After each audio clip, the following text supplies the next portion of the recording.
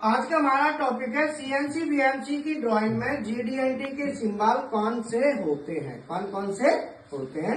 तो यहाँ पे हम बात करेंगे सिंबल से पहले ये सिंबल्स हैं और वो उनका नाम है। पहले हम बात करेंगे शेप की। तो हमारी जो शेप होती है इंडस्ट्री में वो बेसिकली दो तरह की शेप ली जाती है। एक होती है रेक्टेंगुलर शेप और एक होती है सिलेंड्रिकल शेप। तो जो रेक्टेंगुलर शेप होती है वो तो बीएमसी से बनती है और जो सिलेंड्रिकल शेप होती है वो सीएमसी से। इनको बेस मानते हुए हम यहाँ पे बात करेंगे।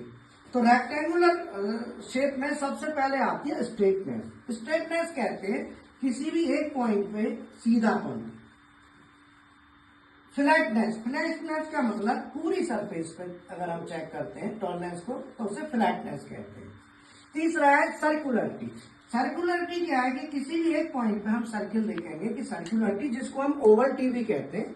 जैसे ये राउंड पीस है, एक जगह पे डायामीटर नाप लो तो डायामीटर आपके बराबर आने चाहिए। अगर डायामीटर में अंतर है तो उसमें ओवल टी है या सर्कुलरिटी है।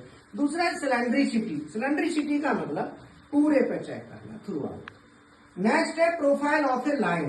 प्रोफाइल ऑफ ए लाइन का मतलब रेडियस, जो गुलाई दी जाती है ड्राइंग में, गुलाई के किसी एक पॉइंट पे निकालेंगे तो प्रोफाइल ऑफ ए लाइन, और पूरे गुलाई पे देखना है तो प्रोफाइल ऑफ ए सरफेस, माने पूरी सरफेस। तो यहाँ बात होती है लाइन की और सरफेस की।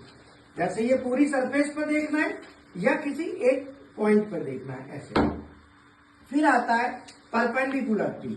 परपेंडिकुलरिटी का मतलब होता है कि ये हमारी जो लाइन दिख रही है आपको हॉरिजॉन्टल, इसके साथ वर्टिकल 90 डिग्री पे है या नहीं है। तो न का तो अंतर होगा तो उसी को हम पैरेलल कहेंगे, परपेंडिकुलरिटी टॉलरेंस।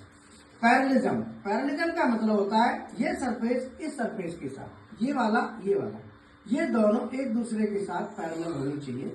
तीसरा है एंगुलरिटी। एंगुलरिटी में क्या होता है, ये एंगल का दिया है, ये आपको दिख रहा है। तो ये एंगल मान लो 30 डिग्री है तो इसके साथ ये हर पॉइंट पे 30 डिग्री होना चाहिए, ऐसे, इसे एंगुलरिटी कहते हैं।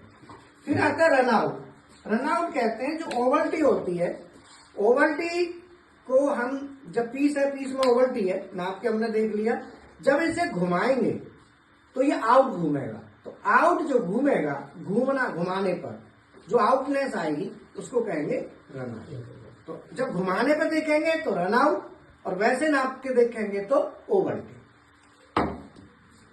पूरी सरफेस पर देखेंगे तो टोटल रनआउट, एक पॉइंट पर देखेंगे तो रनआउट, पूरे पर देखेंगे तो टोटल रनआउट। फिर आता